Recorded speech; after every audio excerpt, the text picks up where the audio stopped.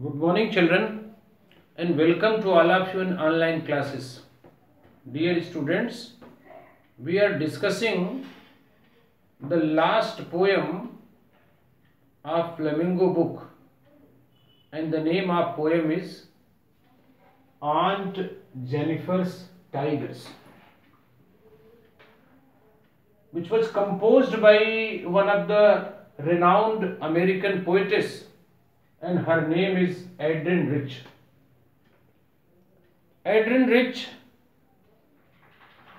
was one of the well-known poetess, essayists, and feminists. She raised her voice against the exploitation, against the injustice of women in our society. Dear students, as in previous videos, in first stanza I told you that Adrienne Rich has tried to express the pain and suffering, exploitation and harassment of women in our society through one of the created characters, that is Aunt Jennifer.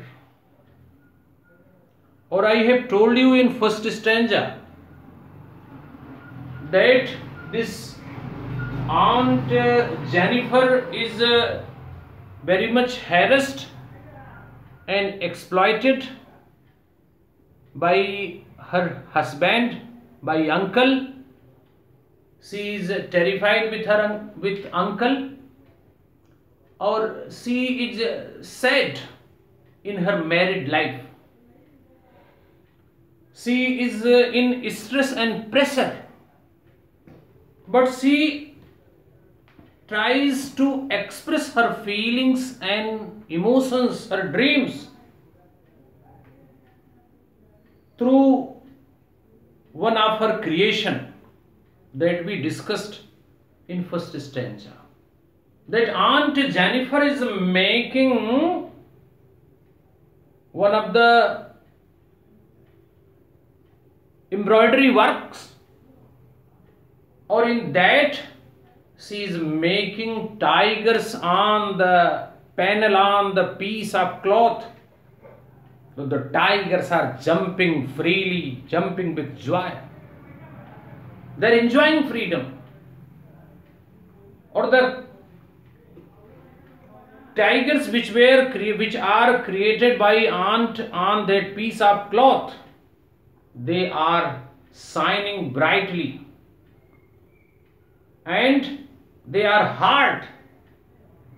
They are shining brightly and living in the green forest.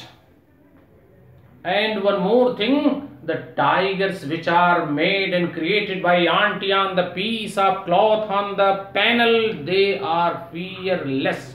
They are not frightened with men. But another side, auntie is just opposite of that. Not only this much I have told you in first stanza, that the tigers are moving in elegantly, confidently, and boldly, or they are powerful, they are energetic. But another side, the Aunt Jennifer is just opposite of the tigers which she has created on the panel, on the piece of cloth. This we have discussed in the first stanza. And in second stanza, dear children, I am reading Aunt Jennifer's fingers fluttering through her wool find even the ivory needle hard to pull. The massive weight of uncle's wedding band sits heavily upon Aunt Jennifer's hand. In this stanza, dear students, auntie is telling that Auntie is expressing her feeling, her position, means that poet Adrian Rich is trying to tell the actual position of Aunt Jennifer, or she tells, the poetess tells that Aunt Jennifer's hands are fluttering, moving in confusion. She is very nervous. She is in pressure. Or due to that nervousness, due to that pressure, it is difficult for Aunt Jennifer to pull the needle which is made up of the tusk of elephant. Because in confusion and in nervousness, she is not able to pull that ivory needle, or it seems very hard and difficult for her. The creations are fearless, they are powerful, they are just opposite of her nature, but Aunt Jennifer is so nervous, or in that nervousness she is not able to pull the even ivory needle also, dear students. Not only this much, here is given that aunt finds quite difficult here to pull that ivory needle, because here is given that the massive weight of uncle's wedding band sits heavily upon Aunt Jennifer's hand. The heavy weight of, dear children, of marriage band, that marriage ring that bonded her with her husband, with uncle, sits heavily upon the hand of Aunt Jennifer. Due to that, it is difficult for her to pull the ivory needle. She still feels tied down by that weight. Due to that, she is in pressure, she is nervous.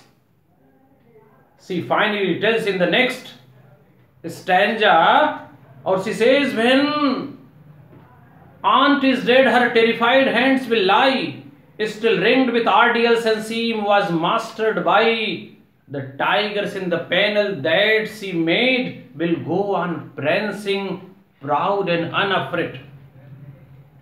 Here poet Adrian Rich further says in the third stanza that her terrified hands will tell the whole story of her unhappy life. Even when Aunt Jennifer is dead, hardship and sufferings were the parts of her married life. She suffered a lot in her married life. She was harassed and exploited by uncle. Not only this much, dear children, these crushed her. These hardship and suffering crushed her life. She was in the grip of them. She was in grip of them. Even after her death, she will have to go through the difficult experiences, as she was mastered by, controlled by, tied by that marriage band. So she will not get the relief after her death also. Dear students, but the tigers which she has created on the piece of cloth, on that panel, on that screen, they are moving, they are jumping ahead, they are jumping with proud, they are jumping fearlessly. So finally you can say the creations are fearless, they are jumping with joy, they are unafraid, but the auntie will never get reposeness, she will never get suppose peace. Even after her death also, she is giving examination, she is facing a lot of difficulties in her life. Even she is alive, or that the same she will face after her death also, because she is tied with that marriage band. She is mastered and controlled by that relation. She is connected with that marriage band and marriage ring, or from that she will never come out, she will never get relief. So this is all about the story of Aunt Jennifer and the exploitation and terror of married women of our society. I hope, dear children, you have understood all the stanzas. So it was all about the last poem. Thank you, dear children.